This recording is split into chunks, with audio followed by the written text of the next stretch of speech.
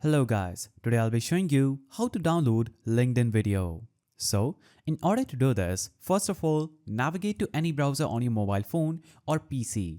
Then, go to the search bar, type in LinkedIn and make sure you log into linkedin.com using user credentials. After this, you'll have to just search for the video that you want to download. For example, I will scroll down and as you can see, this is a LinkedIn post by Adobe After Effects. Now this is a video. In order to download this video, you'll have to simply scroll at the top of this post, that is the video post, click on this three-dotted icon.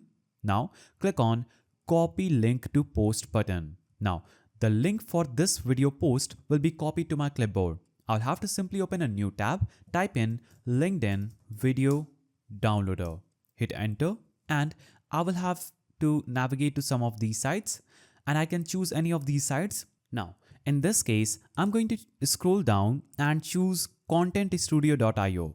Now, I will have to just right click here and click on paste. As you can see, it will show paste link here text. Just paste the link here, click on download, and this will load up that video and it will instantly be downloaded onto my PC.